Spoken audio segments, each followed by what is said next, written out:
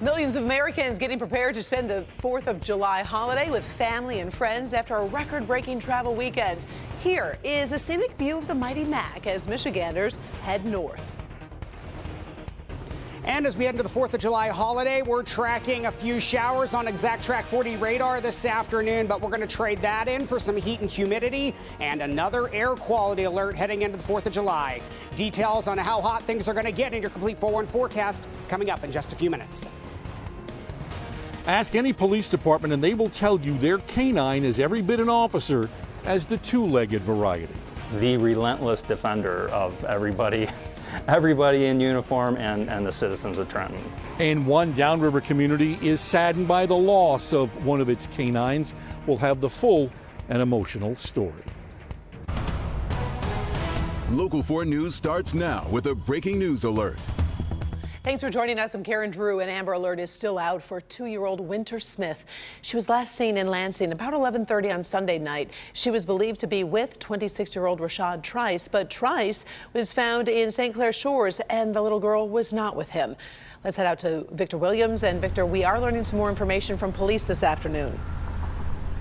Yeah, that's right, Karen. And police are saying that this man was seen traveling all throughout Detroit between the hours of 1 and 5 a.m. But all of that shortly afterwards came to an end right here in St. Clair Shores at 10 Mile Road in Little Mac when this man was taken into custody. And just like you said, no sign of that little girl. So the search is still on for 2-year-old Winter Smith, who is still out there after allegedly being kidnapped by her mother's ex-boyfriend, 26-year-old Rashad Malik Trice. And it's all said that all of this stemmed from a dispute between the 22-year-old's mother, or the 22-year-old mother. He allegedly then took her Chevy Impala along with Winter, her 2-year-old daughter. Now, Lansing police immediately sent out an Amber Alert after finding out what happened.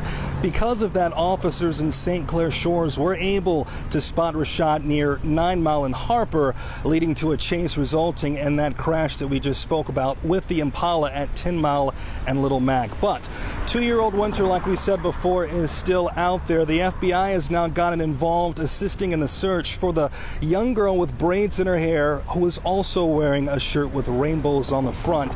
Sadly, what's believed to have happened prior to Winter being kidnapped is also so very heartbreaking. Winter's grandmother, Sharon Eddings, says that the child's mother was stabbed multiple times before the suspect took her car and Winter. When he stabbed her, from what I understand from her sister, she was able to stab him back, right, wound him back, and that's when he grabbed Winter and threatened to harm her, and that's when he left. We would like to hear more from his parents. We don't know if they're up there. He's not talking to the FBI. He refused to talk. Now, we're also told that Rashad had a biological son there when the stabbing happened, but he allegedly only took Winter. So if anyone out there has information about this, they are asked to call Crime Stoppers at 1-800-SPEAK-UP. But coming up right at 5, we'll hear more from this very emotional grandmother. In St. Clair Shores, Victor Williams, Local 4. Oh, what a horrible story. All right, we will stay tuned, and obviously we're hoping that Winter is okay. We'll check back with you at 5. Thanks, Victor. Well, a hearing for a young man charged with killing his cousin was rescheduled, and this is the case involving Zion Foster. It has nearly been a year and a half since the 17-year-old disappeared. She was last seen in January of 2022. Jalen Brazier, Foster's cousin, was previously charged with lying to police.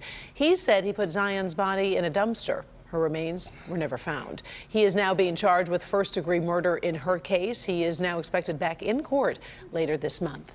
Another hearing did go forward this morning. This one involves a man arrested in connection with a kidnapping and murder of a Detroit nurse. Jameer Miller is facing 14 charges separate from the murder case. The charges include possession of weapons and ammunition by a felon, as well as multiple drug and firearm charges. He is currently being held under a $1 million bond. Miller is also facing a murder charge in the death of his former girlfriend, Patrice Wilson. Many hitting the road and air ahead of tomorrow's 4th of July holiday. People traveling by air this 4th of July weekend have already set a new travel record. So according to the TSA, more than 2,883,000 people went through checkpoints on Friday alone. That smashes the previous record in 2019 on the Sunday after Thanksgiving. AAA has projected some 51 million people will travel 50 miles or more from home during the holiday weekend. And as you hit the road, you may notice gas prices have edged up just a little bit from a week ago. Michigan drivers are now paying an average of $3.54 per gallon for regular. That's up 3 cents from last week. Experts at AAA say we have not seen a huge uptick in price because of recession fears. Prices are a far cry from last year when drivers were paying almost $5 a gallon. All right, time now for our first look at the forecast. Obviously, a lot of fireworks shows going on tonight, and everyone's getting ready for the big holiday tomorrow, Brian. Yeah, that's right, Karen. We're going to be watching that as we go through the rest of the day. Air quality is also going to come back into the picture tomorrow. Today, a lot of green showing up across a good portion of southeastern Michigan, but that's going to change tomorrow as a hot and humid air mass works into the region. Because of that, an air quality alert is in effect for a good chunk of southeastern Michigan, including Metro Detroit, as we are projected to go back into that orange range for tomorrow. That's unhealthy for some of the sensitive groups. For tonight, though, we're going to be tracking a few thunder showers for some of us. ExactTrack 4D radar shows a clean sweep across the majority of southeastern Michigan. Those that are seeing some of that rain right now working down into Monroe County from Ida, working over to LaSalle, then down to Erie and crossing the Ohio-Michigan state line down toward Toledo. Outside of that, we're going to hold on to the option for an isolated thunder shower through 6 or 7 o'clock tonight. Otherwise, skies becoming mainly clear. We drop into the 70s by midnight, heading into the 60s by early tomorrow morning. Things will heat up very quickly tomorrow. We'll talk about how high that thermometer is going to go. Your complete full warn forecast coming up in just a few minutes. Karen. All right. Thanks, Brian. Getting room service might take a little longer than usual for some travelers in California this July 4th holiday. The Los Angeles area hotel workers walked off the job yesterday and they are on strike. The union representing the workers says they've been in talks since April over issues including an immediate $5 per hour raise, also some better health care and retirement benefits. A Marriott spokesperson released a statement saying it will work toward a fair labor agreement and have protocols in place to keep their doors open. Now to a really scary moment at an amusement park over in North Carolina. A big crack in a beam of a roller coaster was caught on camera by a man who had just been on that very same ride. It happened at North Carolina's Carowinds amusement park. It involves the Fury 325 roller coaster. The park says once it was made aware of the crack, the ride was shut down. The coaster has been operating since 2015. The park says all of its rides undergo daily inspections. A heartbreaking and unexpected loss tonight for a local police department. One of its beloved K-9 officers passed away last week. Local 4's Rob Maloney tells us the four-legged cop who helped put a lot of bad guys away is already sorely missed. Trenton Police Department has been here at the corner of West Jefferson and Maple for 100 years, a lot of tradition there. But most recently, their tradition has been canine dogs on the street, helping out the whole downriver community. And today, they mourn the loss of one of their own. They may have 4 legs, but they're officers nonetheless.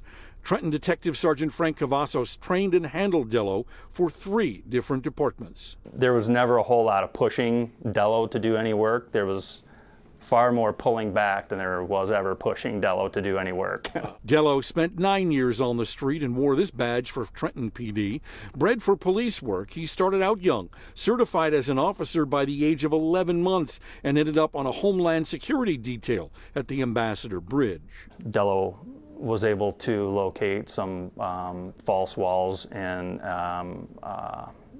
tractor trailer and located over 100 kilos of cocaine. Some large money seizures. In all, he's credited with 552 uses or calls, 374 arrests, and helped lead to the seizure of more than $1 million in drug money. Trenton Police Chief Mike Hawkins is also a canine trainer and told us of the fond memories he has of just how effective Dello was. The drive that he had was exceptional, and he had it from a young age. So when you were sitting there hiding with the bite suit on or hiding with the sleeve, and you heard Frank's voice calling out the search, you knew you were in for something special. Dello retired 2 years ago, joining the other Trenton canines on the Wall of Honor. But he did get old, forcing Sergeant Cavazos' hand. He just got to a point where we couldn't keep him comfortable anymore, and these dogs, they just won't quit, so you have to make the decision for them. Putting Dello down last Tuesday, a local funeral home handled the cremation for free. It's usually in May when Trenton Police Department holds its memorial for its fallen officers. They say they don't want to wait that long for Dello, and so they're working on when and how they're going to do a more immediate memorial for him. In Trenton, Rod Maloney, Local 4. And Trenton continues its canine tradition with a new dog. His name is Stack, but they tell us Dello will always hold a special place in the department's history and their hearts.